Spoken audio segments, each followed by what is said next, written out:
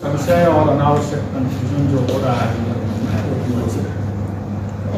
पहली बात कि सारे मुद्दों पर डिस्कशन हो चुका है और ये कुछ मुद्दे ऐसे थे जिसका निर्णय विभाग को ही करना था और ये मुद्दे जो हैं वो तमाम इस दौरान अभ्यर्थियों के द्वारा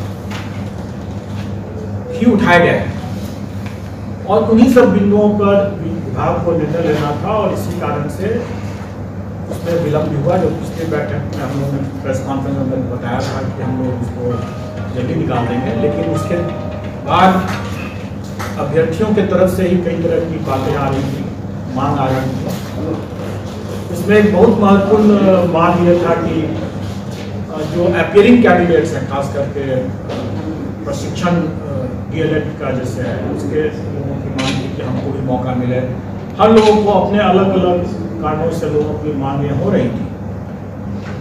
इन सभी मांगों पर विभाग को ही विचार करने देना था और विभाग ने विचार भी किया है और उसके बाद इन सब बिंदुओं को आयोग को स्पष्ट भी किया गया है और उसके आलोक में आयोग ने अपना विज्ञापन का प्रारूप तैयार कर दिया है और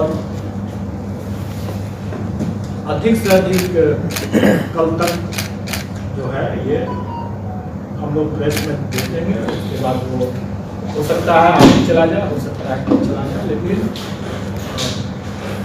ये इस महीने के अंत में तो आप निश्चित रूप से मान के चलें कि 1 जून का जो सुबह में आप लोग देखेंगे तो उस समय तक आप लोग को जानकारी रहेगी। कुछ बातों का मैं खुलासा कर दूँ कि जो परिवर्तन जो कुछ हुए हैं, कुछ अभ्यर्थियों की मांग को देखते हुए वो मैं चीज़ों की जानकारी दे देता हूँ। एक की जो सिलेबस के संबंध में जो बार बार लोगों की चर्चा होती रही है कि सिलेबस का विस्तार किया जाए, तो सिलेबस का विस्तार करने की कोई आवश्यकता नहीं है, लेकिन एक चीज़ हम लोगों ने जरूर स्पष्ट और कर दिया है कि प्राथमिक विद्यालय के अध्यापकों के लिए जो सिलेबस है वो वही सिलेबस है जो हमारा फंडामेंटली हम लोग कर रहे हैं कि जो पढ़ाते हैं वही सिलेबस का, जो बच्चों का जो सिलेबस है वही सिलेबस है। और उसी को हम और स्पष्ट कर दें कि प्राथमिक विद्यालय के लिए जो SCERT का जो सिलेबस है के हिसाब से जो सिलेबस है वही राज्य सरकार का सिलेबस है, वही राज्य के विद्यालयों में लागू है और वही इस तरह के अध्यापकों के लिए, अभ्यर्थियों के लिए वो सिलेबस होगा प्राथमिक विद्यालय। और जो 9th 10th और फिर उसके बाद 11th 12th के लिए जो है मामला, उसमें राज्य सरकार के विद्यालयों में जो पाठ्यक्रम है वो NCERT के पाठ्यक्रम का जो है वही है, इसलिए वो उसी से गाइडेड होगा और वही है। इसलिए अगर किसी भी अभ्यर्थी को सिलेबस विस्तार से अगर समझने की जरूरत है तो वो बस उन्हीं को देख लेंगे तो उनके वो जिज्ञासा पूर्ण हो जाएगी। दूसरा जो लोगों की एक मांग रही है कि जो भाषा की का जो है उसमें 100 नंबर का है और उसके लिए 2 घंटे हैं और मुख्य पेपर जो है वो भी 2 घंटे के है, लेकिन उसमें 150 मार्क्स का है। तो इसमें मैं बता दूं कि भाषा का जो है वो पहले भी मैंने स्पष्ट किया कि क्वालिफाइड नेचर है, इससे आपको मेरिट नहीं बनेगा, मेधा सूची उसके मार्क प्राप्तांक के आधार पर नहीं बनेगा और इसलिए हम लोगों ने उसमें अधिक समय दिया है कि आप आराम से आप करें, उसमें घबराने की बात नहीं है। सिर्फ क्वालिफाइड नेचर का है, लेकिन आप आराम से कर सकते हैं। लेकिन जो मुख्य पेपर है वो उसी पर मेधा आधारित होगा, प्रतियोगिता उसी पर है, तो उसमें हम लोग चाहेंगे कि जो अच्छे अभ्यर्थी हैं जल्दी बना पाएंगे, जो अच्छे नहीं हैं, उतने स्मार्ट नहीं है, वो थोड़ा विलम्ब होगा। तो इसलिए हम लोगों ने ज़्यादा क्वेश्चन रखा है, लेकिन हम लोगों ने फिर आपस में विचार करके और अभ्यर्थियों की एक बड़ी मांग को ध्यान में रखते हुए हम लोगों ने पहले जो 150 क्वेश्चन रखा था उसको घटा करके 120 किया है मुख्य मेन। और पहले जैसे 100 और 50 का था कि 100 में उनका नॉलेज टेस्ट था और 50 में उनका इंटेलिजेंस का टेस्ट था, उसको हमने वो ब्रेकअप को हमने 80 और 40 के रखा है। और ये सभी मुख्य परीक्षाओं के लिए है। मतलब 120 क्वेश्चन रहेगा, 80 प्लस 40। और ये भी मैं स्पष्ट कर दूं कि एक पद के लिए एक ही मेन पेपर है। कई बार लोग ये कहते हैं कि इतना व्यापक सिलेबस है, कैसे पढ़ेंगे? तो ऐसा नहीं है कि उनको सभी पढ़ना है, उनको तो सिर्फ एक ही पेपर की तैयारी करनी है। अगर एक पद के लिए तैयारी कर रहे थे तो एक ही पेपर की तैयारी करनी है, मेन पेपर। भाषा तो सबके लिए लागू है, वो तो क्वालिफाई नहीं चाहिए। तो इसलिए अगर वो दो पद के लिए तैयारी कर रहे हैं तो उनको 2 पेपर पढ़ना पड़ेगा, 2 पेपर के हिसाब से। और ये भी है कि उनको जो अपना विषय उनका है, मतलब जिसमें वो स्टेट की परीक्षा पास किए हैं, उसी विषय से उनको देना है। और इसमें सिर्फ पहले मैंने स्पष्ट किया है कि सिर्फ कॉमर्स का ही एक ऐसा विषय है जिसमें कि अगर वो स्टेट किए हुए हैं तो उसमें उनको विकल्प है विषय का। इसमें 3 विकल्प है, अकाउंटेंसी है और एक बिजनेस स्टडी है या एंटरप्रेन्योरशिप है और एक और है, वो आपको सब विज्ञापन में सब मिल जाएगा उसमें। तो ये बातें हुई पाठ्यक्रम के बारे में। अब इसके आगे ये हमें बताना है कि अभ्यर्थियों की एक और मांग जो सरकार के समक्ष गई थी, आयोग को भी लोग दे देते हैं, लेकिन एक्चुअली वो निर्णय सरकार को ही लेना है और सरकार ने संसूचित किया है और ये भी कल की बैठक में ही क्लियर हुआ है कि जो अपीयरिंग कैंडिडेट हैं उनको भी हम लोग मौका देंगे। और अपीयरिंग कैंडिडेट के लिए शैक्षणिक प्रशैक्षणिक अर्हता का कट ऑफ डेट जो होगा वो 31/8/2023। मैं फिर से इसको स्पष्ट कर दूं कि ये डेट है कि इस तारीख तक अगर उनकी परीक्षा हो गई है, जो अर्हता संबंधी परीक्षा अगर हो गई है, तो वो आवेदन दे सकते हैं। उनका परीक्षा फल बाद में भी निकले, कोई हर्ज नहीं है, उनको हम लोग भाग लेने का, आवेदन प्रतियोगिता में भाग लेने का मौका दिया जाएगा। ये बिंदु लोग डिमांड करते रहे हैं और मैं समझता हूँ कि अगर इस पॉइंट पर अगर किसी को अभी भी अगर कोई संशय है जी तो पूछ लेंगे। 31 अगस्त 2023 इस डेट तक परीक्षा हो जानी चाहिए। यस, और ये इस तारीख तक परीक्षा सिर्फ में उसको हो जानी है तो वो भाग ले सकते हैं। सर ये तो वो परीक्षा फल जब भी आएगा तब आएगा। ये वो छात्रों में जो टेट क्वालिफाइड किए होंगे ना सर, जो भी अर्हता संबंधी परीक्षा है, अगर वो उनका पेंडिंग है, या तो परीक्षा नहीं हुई है या परीक्षा फल उसको नहीं मिला है, तो दोनों ही स्थिति में वो भाग ले सकेंगे बशर्ते इस तारीख तक उनकी वो परीक्षा संपन्न हो जाए। वो तो सर ये सीटी और टेट जिसका होगा सर वही जिसका बीएड लंबित है। कई कॉम्बिनेशन हो सकते हैं, उसको आप उस कॉम्बिनेशन की बात आप मत सोचें, अभी करें। कुछ के लिए कुछ लागू होगा, कुछ के लिए कुछ और लागू होगा, कुछ की कुछ और बातें होंगी। मैंने आपको एक विस्तार से ये बता दिया कि जो भी अर्हता संबंधी परीक्षा उनको देनी है, अगर वो परीक्षा 31/8/2023 तक संपन्न हो जा रही है,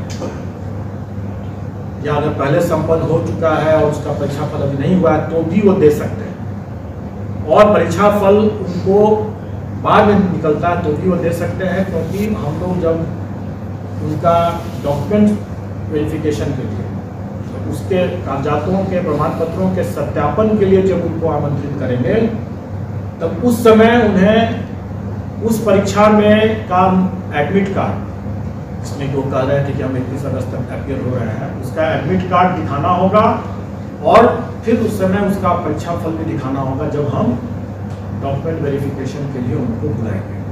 सर यहाँ पे एक सवाल है, ये जो आप 31/8 का ये रख रहे हैं बीएड वाले छात्रों, बीएड या डीएलएड का, वो बच्चे जो सेंट्रल गवर्नमेंट का सीटेट क्वालिफाइड होता है उसके लिए सिर्फ है या फिर सभी बीएड के लिए? मैंने क्या कहा, मैंने कहा कि अर्हता संबंधी कोई भी परीक्षा उनको, लेकिन ये नहीं हो सकता है कि अगर इस कट ऑफ डेट के बाद वाली परीक्षा में भी अगर वो बाद में अगर कोई परीक्षा होने वाली, अगले साल कोई परीक्षा होने जा रही है तो आज झूठा डिक्लेरेशन दे करके वो अपीयर हो जाए, वैसा नहीं होगा। क्योंकि उसके लिए हम लोग और भी हम लोग उसको वचनबद्धता लेंगे, और अगर उसमें अगर वो बातें हैं कि नहीं उसने एडमिट कार्ड उसके पास में नहीं है उस तरह की परीक्षा है, तो हम लोग उसको ब्लैक लिस्ट वगैरह करने की, गलत बयानी के लिए ब्लैक लिस्ट करने की बात करेंगे। जो परीक्षा 31/8/2023 तक संभावित है, वैसे ही मामलों में, और उसका अगर उसमें कोई परीक्षा अगर रुका हुआ है या परीक्षा फल रुका हुआ है तो वो अप्लाई कर सकते हैं। उसमें सर इसका जो सवाल था, इसका सवाल ये था कि बीएड या सीटेट, जो सीटेट मान लीजिए कि सीटेट भी लंबित है, 31 अगस्त तक हो गया सीटेट, तो वो भी अप्लाई कर सकते हैं। कहा ना, हर तरह की वो परीक्षा में वो दे सकते हैं, बशर्ते कि वो परीक्षा आयोजित तो हो।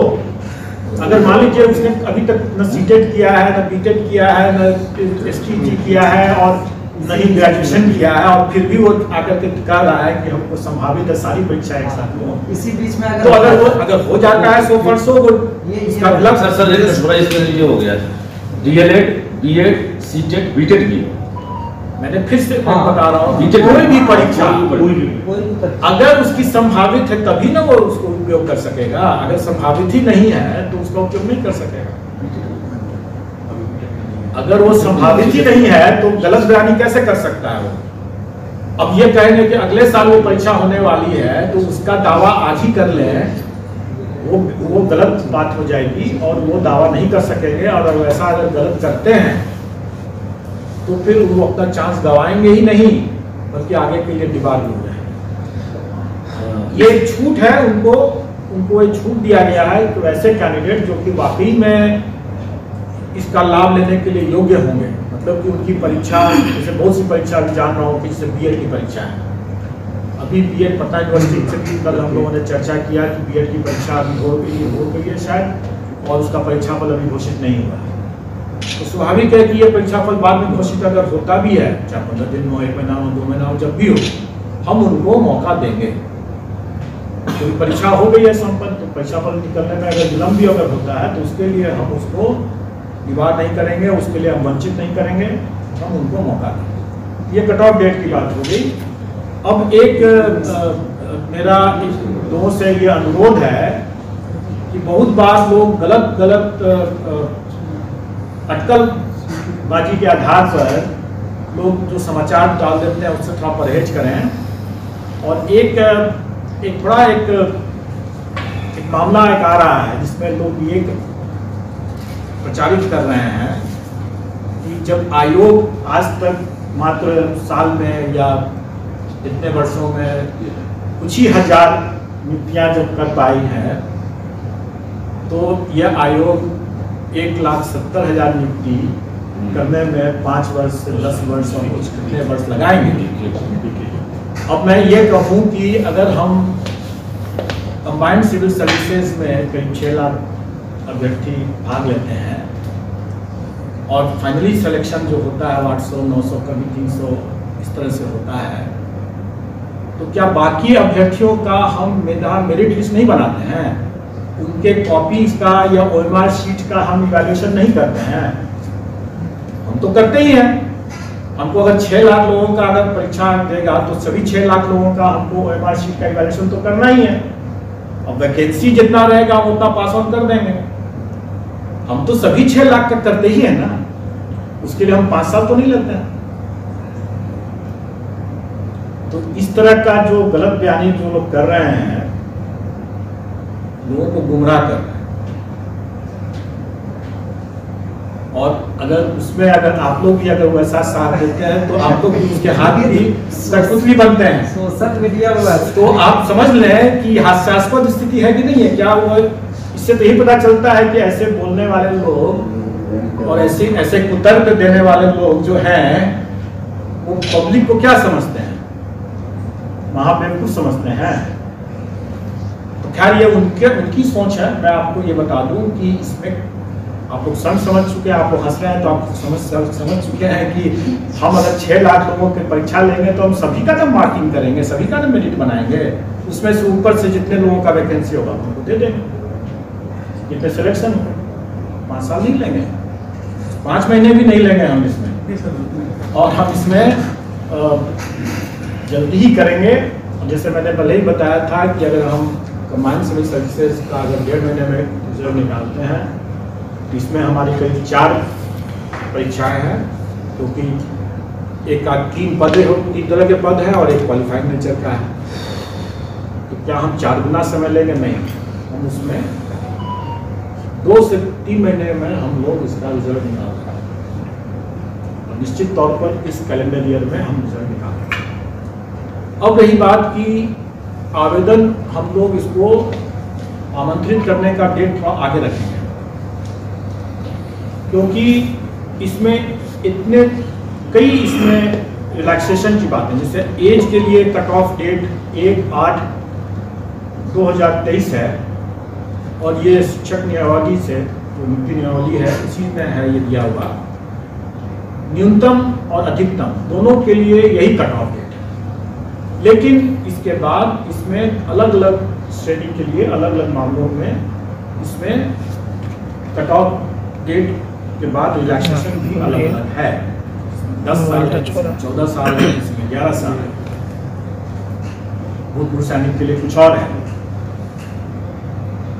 तो इसमें कई ऐसे हैं जिसको लेकर के हमें अपने आवेदन, ऑनलाइन आवेदन, क्योंकि हम ऑनलाइन ही लेंगे, इसमें ऑनलाइन आवेदन को तैयार करने में हम लोग को समय लगेगा उसके लिए। लेकिन हम ये भी कह रहे हैं कि जो अभ्यर्थी इसमें आवेदन देंगे ऑनलाइन और जिनका परीक्षा फल निकला हुआ है और बाकी जो प्रमाण पत्र, जैसे उनको अपने आरक्षण संबंधी जो प्रमाण पत्र हैं, EWS संबंधी प्रमाण पत्र हैं, डोमिसाइल संबंधी प्रमाण पत्र हैं, उनको वो आवेदन के साथ अटैच करना अनिवार्य है।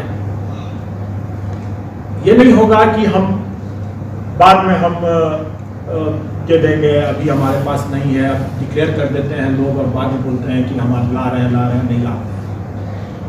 इसमें हम लोग ये कर रहे हैं कि नहीं, आपको उसी के साथ ही देना है। अगर आपके पास में नहीं है तो आपको 15 दिन का टाइम रहेगा, आप बना लीजिए, आप बनवा लीजिए इस बीच में।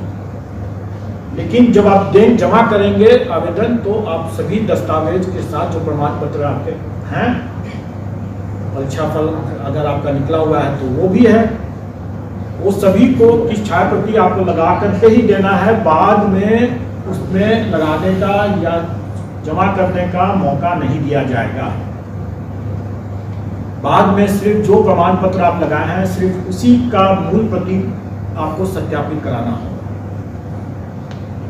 हम लोग प्राय देखते हैं कि EWS के मामले में खास करके या क्रीमी लेयर का सर्टिफिकेट को लेकर के जो आते हैं, पहले डिक्लेयर कर देते हैं, या फ्रीडम फाइटर का जैसे लेकर के आते हैं डिक्लेयर कर देते हैं और बाद में बोलते हैं कि नहीं मिला, हमको सर्टिफिकेट नहीं मिला, बाद में अपना दावा को विड्रॉ करते हैं। तो ऐसी बात की गुंजाइश नहीं होगी। अगर आपके पास में सर्टिफिकेट नहीं है तो काइंडली आप न वैसी दावा करें। इसका सर्टिफिकेट तो सर 1 साल बाद लैप्स कर जाता है, तो यदि आप 1 साल बाद फिर 1 साल बाद नहीं मानते हैं ना, हम तो पूरे प्रक्रिया में 1 साल थोड़ी लेंगे हम। हो जाता है। हम इसकी बात करें, 1 साल का हम समय नहीं लेने वाले हैं। आपका आवेदन के समय में आपके पास में जो भी सर्टिफिकेट होगा आप तभी आप अप्लाई करें। वो आप दावा करते हैं उसका सर्टिफिकेट आपके पास में होना चाहिए। आपके पास में अगर परीक्षा फल नहीं है, स्वाभाविक है कि आप उसका दावा नहीं कर सकते।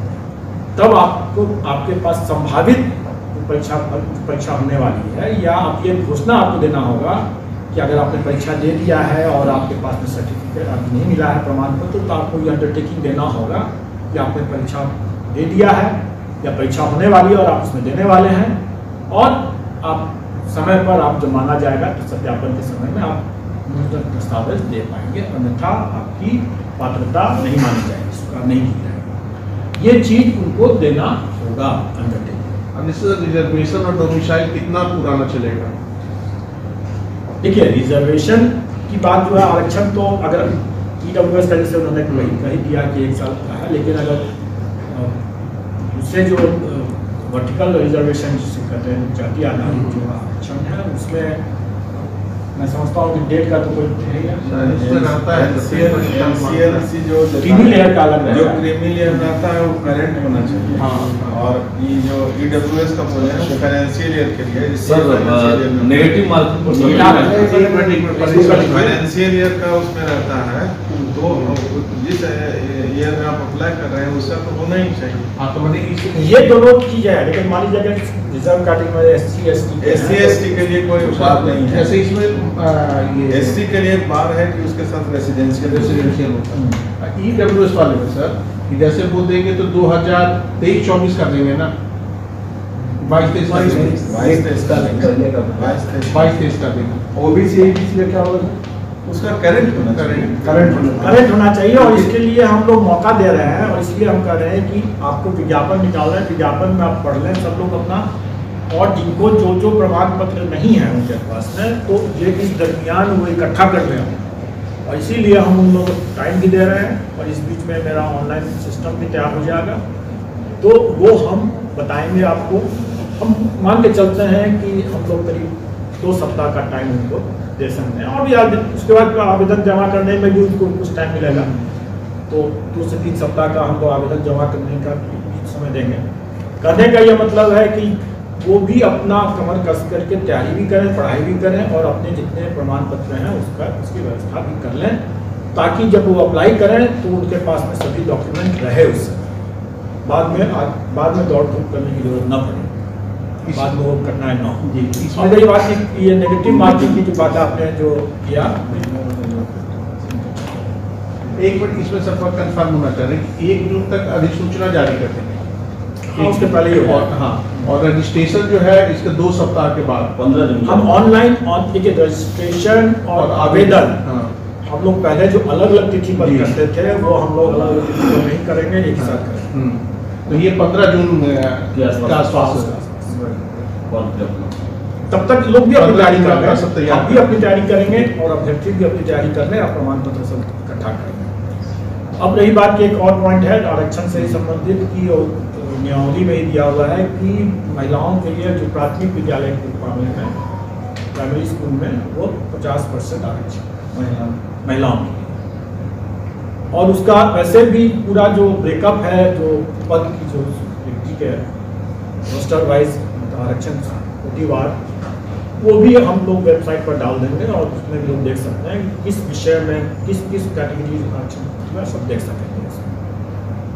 कुछ जो छूट, जितनी तरह की छूट है वो विज्ञापन में आप पढ़ लेंगे, जैसे विषय के हिसाब से भी, जैसे कंप्यूटर के मामले में भी लोगों की जिज्ञासा थी, और कितना प्रावधान क्या है, वो सारा डिटेल्स जो है वो आपको विज्ञापन में मिल जाएगा। सर कंप्यूटर के मामले में जो MCA वाले लोग हैं उनका कहना है कि आपको उसमें जितना भी डिटेल्स है उसमें इतने ढेर सारे, अगर मैं किसी की परीक्षा ले लूँ अगर, तो शायद उसमें भी हम लोग भी फेल कर जाएंगे, क्योंकि इतने ढेर सारे उसमें है पॉइंट्स, और यही कारण था कि थोड़ा टाइम भी लग रहा था। स्वाभाविक है, इतने ढेर सारे कंडीशंस हैं, और इतने वैरायटी इतने ज़्यादा हैं कि ये इसको समझना, एक बार में समझना और एक बार में समझ करके उसको लिखना, डालना कंडीशंस को, और उसके हिसाब से सॉफ्टवेयर को ही बनाना है मुश्किल बात, लेकिन समय लगा, दे रहा है, दुरुस्त लायक वाली बात है, तो अभी हम लोग तैयार हैं इसमें। अब रही बात की ये कट ऑफ, इसलिए ये आपने कहा नेगेटिव मार्किंग, इस पर भी लोगों ने बहुत चर्चा किया कि मतांतर है, मतांतर है। ऐसा कोई मतांतर नहीं है, किसी भी बिंदु पर कोई मतांतर नहीं, और सबकी सहमति से और अपने अपने क्षेत्राधिकार से, जिसको जो क्षेत्राधिकार है, विभाग का, आयोग का जो क्षेत्राधिकार है, उसके उन सीमाओं में रहते हुए और आपस में विचार विमर्श के बाद ही कोई निर्णय लिया जाता है। तो इसमें नेगेटिव मार्किंग है, नेट पेपर में नेगेटिव मार्किंग है।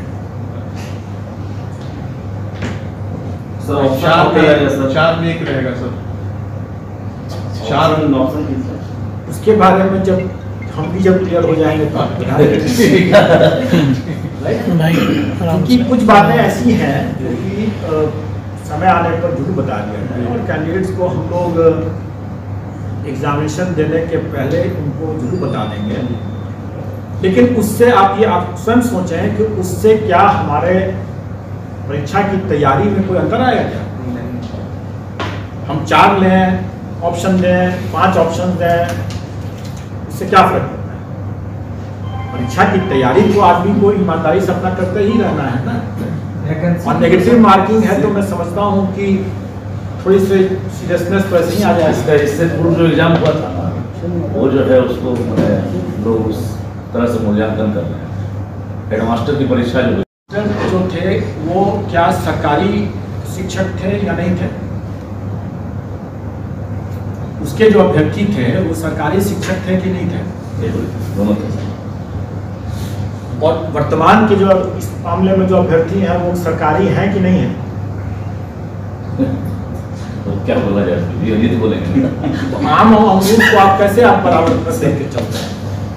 अब जिसको भी आप आम समझिए, जिसको भी अमरूद समझिए, लेकिन आप विवेक से अपना इस्तेमाल कर सकते हैं। उसकी तुलना और उसमें अभ्यर्थियों के तैयारी की तुलना इससे मत करें। ये भिन्न परीक्षा है, वो भिन्न परीक्षा थी, उसके भिन्न अभ्यर्थी थे, उनका बैकग्राउंड डिफरेंट था, उनका स्टेटस डिफरेंट था, इनका स्टेटस डिफरेंट है, इनका बैकग्राउंड डिफरेंट है। ठीक है, इसमें सर तो दोनों तो एक ही साथ जैसे नियोजित शिक्षक हैं और सरकारी कोई नहीं है।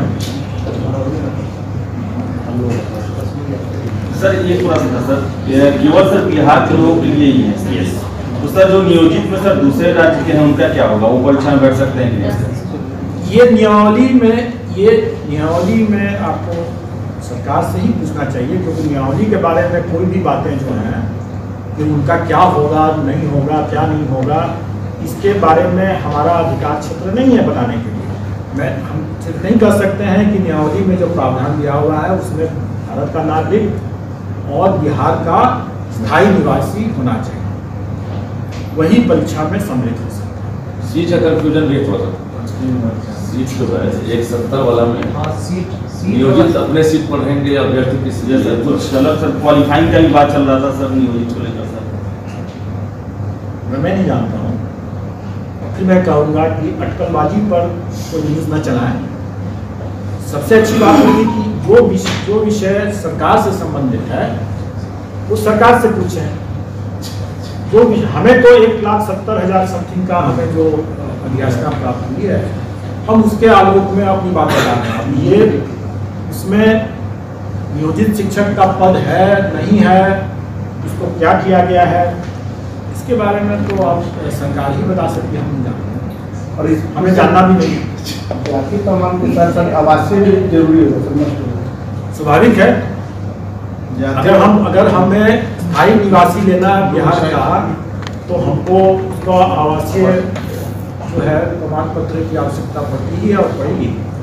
जैसे कोई व्यक्ति रेंट में रहता है तो उसका जो अगर ये यहाँ बनेगा वो अस्थायी बनता है। हमें स्थायी निवासी चाहिए तो बन जाता है स्थायी निवासी का। सर पिछली जो परीक्षाएं हुई है उसमें बिहार राज्य की जो महिला उम्मीदवार है उनको कुछ खास जो पात्रता परीक्षा है उसमें भी परसेंटेज का छूट दिया जाता है जनरल में, उसको कैरी करेंगे या? देखिए, मैंने आपको क्या कहा कि इतने ढेर सारे उसमें छूट के कंडीशंस हैं। एज में है, जो अपनी जो प्राप्तांक है उनकी परीक्षाओं में इसमें है, सबके लिए अलग अलग है और उसमें फिर छूट भी है। इस पूरे चीज़ों को एक बार ही अगर आपसे पूछा जाए तो कोई नहीं बता सकेगा।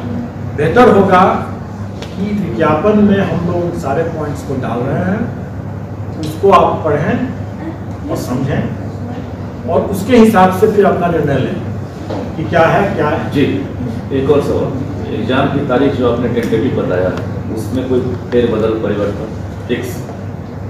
अभी तो अभी टेंटेटिव है। टेंटेटिव वर्ड का मतलब क्या होता है? सही बात है। अनुमानित है, संभावित है, अभी अस्थायी रूप से वो तय किया हुआ है। लेकिन अगर आप ट्रैक रिकॉर्ड देखेंगे अगर आयोग का अभी हाल फिलहाल के समय में, तो आप समझ लें कि यह टेंटेटिव जो चीज़ है यही अस्थायी है कि स्थायी है, ये आप समझ में ले लें। ये हमारे ही हिसाब से तो अभी हमारे लिए तो वही स्थायी है, और इसका कारण इसलिए हम लोगों ने उसको पहले घोषित कर दिया और पाठ्यक्रम भी हम लोगों ने पहले घोषित कर दिया, क्योंकि अभ्यर्थी को पर्याप्त समय मिल सके और वो अपने पढ़ाई पर ध्यान दें, अपनी तैयारी पर ध्यान दें और इधर उधर के अफवाह पर ध्यान न दें। मुझे आप लोग से भी बार बार अनुरोध है कि ऐसे कुतर्क जो भी मैंने जिसकी चर्चा किया और कुछ और भी जो अनावश्यक हमारे और विभाग के बीच में मतांतर नहीं, आप लोग शायद चाहते हो ऐसा, दूसरी बात है हमारे विभाग के बीच में कोई मतांतर नहीं है, लेकिन आप कल या परसों जब विज्ञापन आपको जब देखने को मिलेगा तो आप स्वयं समझ जाएंगे कि इतने ढेर सारे कंडीशंस को देख करके उसमें जो माइंड अप्लाई करना होता है, कितने बिंदु पर उसको जो समझना होता है, उसके डिटेल्स को बिना समझे हुए, उसका इंप्लिकेशंस को बिना समझे हुए उसको तैयार नहीं किया जा सकता है। इसलिए ये चीज़ स्वाभाविक तौर पर इतना भारी भरकम है, इतना इसमेहै इसको समझ करके तैयार करने में समय लगना स्वाभाविक, और अब कुछ समय आ चुका है। एक और मुद्दे पर थोड़ा स्पष्ट होना चाह रहे हैं सर, STET वाले बोले कि जिस विषय में उत्तीर्ण है उसी सब्जेक्ट में वो शामिल हों। जैसे अगर हम मैथ से हैं, मैथ पेपर लिए थे, तो हम मैथ विषय में ही सिलेक्ट होंगे, उसी की परीक्षा में हम शामिल होंगे, यही है ना?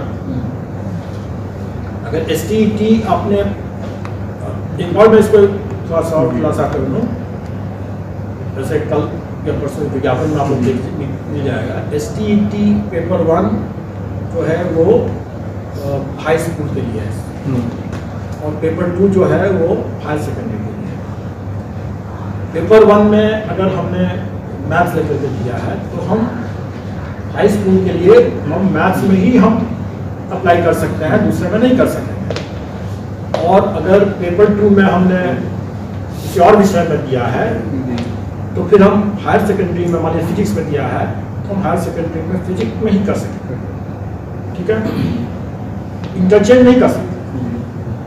तो उसकी पात्रता आपकी है, स्टेट 1 आपने जैसे पेपर 1 क्लियर कर रखा है तो आप योग्य हो गए, लेकिन उसी विषय जिसमें आपने क्लियर किया दूसरे में आप नहीं अप्लाई कर सकते। एक और सवाल था, क्योंकि आपने इशारों में उनका नाम नहीं लिया, लेकिन इशारा वही था कि इतनी बड़ी संख्या में परीक्षार्थियों की परीक्षा आप कैसे लेंगे। तो उन्होंने सभा लगाकर इस तरह का बयान दिया, आप नाम जानते हैं? मैं नहीं जानता हूँ। ठीक है, चलिए नाम मैंने जो सुना है मैं आपको आप हाइपोथेटिकली मान लीजिए, लेकिन मैं आपको बता रहा हूँ कि अगर इस तरह की बातें अगर उठती है, सुनी सुनाई बातें, किसने कहा क्या कहा उस पर मैं नहीं जानता। मैं आपको खुद बोल रहा हूँ कि आप स्वयं सोचें इस बात को कि जब अगर हम 6 लाख लोगों का एग्जाम देते हैं तो हम सब 6 लाख का मूल्यांकन करते हैं। ऐसा थोड़ी है कि ऊपर से चेहरा देख करके हम 1000 का मूल्यांकन कर दिया, उसी का रिजल्ट भेज देते हैं जी, नहीं ना। हम लोग 6 लाख का मूल्यांकन करते हैं, अब उसमें से जितना डिपार्टमेंट को जितना वैकेंसी के हिसाब से जितना चाहिए उतना ले लीजिए। परीक्षा केंद्र को लेकर कुछ अगर बता पाए तो उन सभी जिलों में रखेंगे, पटना रखेंगे, इस तरह या मंडल वाइज रखेंगे, क्योंकि लाखों की संख्या है। देखिए, अभी तक हम लोगों ने जो परीक्षा यहाँ कराया है इस कमीशन में, तो हम लोगों ने पाया है कि एक शिफ्ट में कराने के लिए हम 6 लाख तक हम लोग करीब जा पाते हैं। 6 लाख से ज़्यादा जाने वाली स्थिति जब उत्पन्न हो रही थी तो उसमें हम लोगों को 2 शिफ्ट में करने की आवश्यकता हो रही थी। ये तो हम सभी लोगों का मतलब एक ऐसा चांस की बात थी कि हम लोगों को उस समय 6 लाख का मिल गया, उतना वैकेंसी, उतना सीट एकोमोडेशन सेंटर्स हम लोग एक शिफ्ट में कर पाए, अन्यथा हम लोग चाह करके भी एक शिफ्ट में नहीं कर पाते। तो अब हम लोग की जब क्षमता ही अगर 6 लाख के आसपास की है और अगर अभ्यर्थियों की संख्या अगर 6 लाख से ज़्यादा हो जाएगा तो हम लोग को 2 शिफ्ट में करने की मजबूरी होगी और हम लोग तब 2 शिफ्ट में करेंगे और इसका प्रावधान हम लोगों ने रखा है। लेकिन बेशक अगर हम लोगों को उसके कम रहेगा और हमें सेंटर्स मिल जाता है तो हम लोग का भी फर्स्ट चॉइस जो होगा वो एक ही शिफ्ट में करेंगे तो हम आसानी से कर पाएंगे। हमको फिर उतने कॉम्प्लिकेशन नहीं होंगे। अदरवाइज आप समझ सकते हैं कि इतने ढेर सारे विषय हैं तो हर के लिए आंसर शीट उसका फिर आंसर की बनाने में जो परेशानी आती है और जो उस पर जो आरोप और वगैरह लगता है उसके बाद कई बार आपत्ति आती है, सबका समाधान करने में ही ज़्यादा समय लगता है। अगर हम 2 शिफ्ट में करेंगे तो हमारा डबल एक्सरसाइज हो जाए तो हमारे लिए भी वो ज़्यादा मतलब सही व्यवस्था नहीं होगी। लेकिन अगर वो बाध्यकारी परिस्थिति उत्पन्न होगी तो हम उसको 2 शिफ्ट में करेंगे ही करेंगे। जी, लेकिन चांसेस बढ़ गया सर। आपने पहले का जो अनुमान था वो सही था, एक शिफ्ट वाला अपियरिंग कैंडिडेट को जैसे ही मौका मिल रहा तो आप गौर करेंगे कि आपको तकरीबन 50 से 60 के आसपास आपको लगता है। STT उतना नहीं है। बिहार का 8% सीटेड 4% होता है, बहुत कम है। देखिए वो अनुमान हम लोग फिर से नहीं कर रहे हैं कि स्पेकुलेशन या अनुमान लगाना अपनी जगह पर सही है, लेकिन जब उसको अगर आप प्रसारित करते हैं तो फिर वो एक अलग फिर एक हो जाता है, इसमें फिर अनावश्यक वो आशंका होने लगती है। हमें कैंडिडेट्स की संख्या से हमें सिर्फ शिफ्ट की बात आती है। कैंडिडेट की संख्या से हमें जो शिफ्ट के कारण से जो कठिनाई होती है, डबल वर्क होता है, उसके कारण से थोड़ा देरी होगा फिर प्रोसेसिंग करने में, उसमें आंसर की वगैरह करने में, उस सब की प्रोसेसिंग में थोड़ा ज़्यादा टाइम, लेकिन डबल टाइम नहीं लगेगा।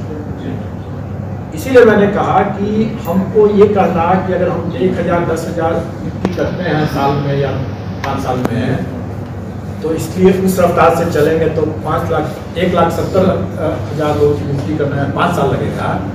ये हास्यास्पद है। आप लोग बार हंस जा रहे हैं तो मैं क्या बोलूँ। सर नियोजित शिक्षक को सर गाइडिंग करेगा सर, मानिए तो उनका एक पेपर होगा दूसरा पेपर नहीं होगा, उसी स्कूल में पढ़ता है। सवाल आपका क्या है? सर जो नियोजित शिक्षक भी इसमें भाग लेंगे परीक्षा में सर, तो वो लोग भी सर गाइडिंग में रहे हो सकते हैं क्या? परीक्षा सर दूसरा पेपर उनका है, फिर एक पेपर ही दे रहे हैं परीक्षक। इस बार तो वो भी सर अभ्यर्थी ही आप नहीं फिर जैसा भी करेंगे और नहीं सर वैसा नहीं होगा, चलिए वैसा नहीं होगा। देखिए कई आशंकाएं जो है ना वो निराधार है।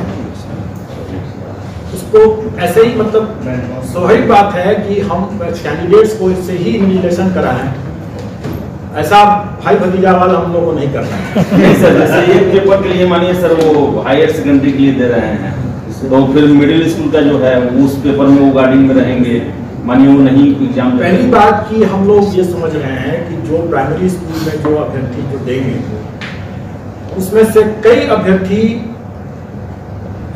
हायर सेकेंडरी या सेकेंडरी में भी होंगे, क्योंकि नौकरी चाहिए लोगों को। तो कई जो बेरोजगार हैं तो वो सभी में देना करेंगे, तो योग्य तो सभी में और दे भी सकते हैं, छूट है। और इसी कारण से हम लोग अलग करते हैं। स्वाभाविक है कि कैंडिडेट को हम इन्विजिलेशन के लिए तो बिल्कुल नहीं लगाएंगे, कभी भी नहीं लगाएंगे।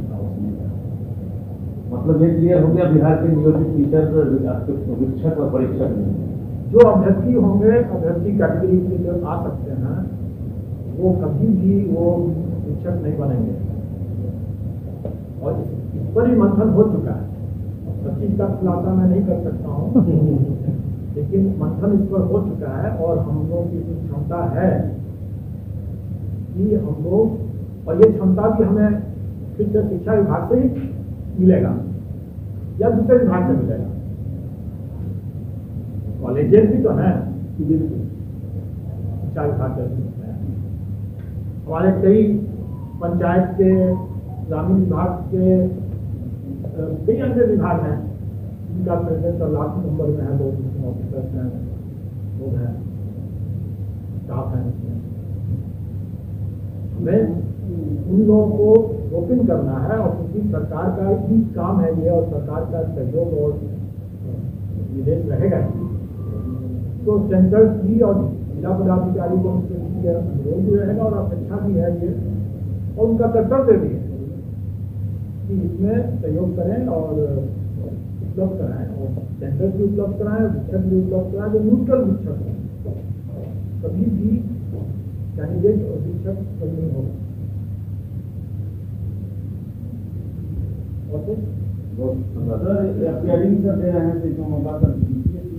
सिविल सेवा में भी अपीलिंग पर विचार हो सकता है क्या सर?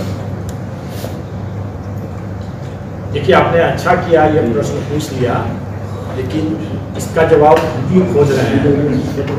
और इस परीक्षा, जैसे मैंने कहा कि हर परीक्षा से हम लोग कुछ सीख लेते हैं, कुछ सबक लेते हैं, और उसके लिए कुछ स्टैंडर्ड्स बनता है, उसका उपयोग अन्य परीक्षाओं में भी करते हैं।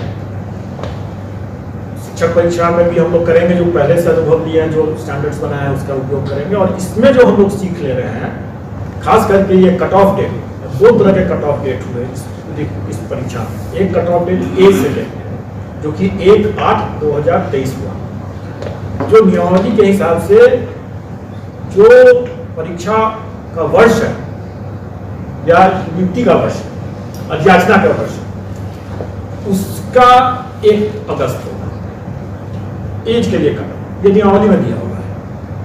तो ये एक अच्छा एक प्रावधान है, इसमें एक स्थायित्व आता है कि भाई हर कैंडिडेट को हर बार समझ में जाएगा कि मेरा ये कट ऑफ डेट ये है, तो हर साल अगर ये परीक्षा हो रही है तो क्लियर पहले से रहेगा। ये एक अच्छा प्रावधान है, और इस प्रावधान को हम सोचेंगे कि क्या हम अन्य परीक्षाओं में भी, आईआईटी परीक्षाओं में भी इसको शामिल कर सकें, यही प्रावधान लागू कर सकें कि नहीं कर सकें, इस पर हम लोग सोचेंगे, और जब निर्णय होगा तो फिर संसूचित भी करेंगे।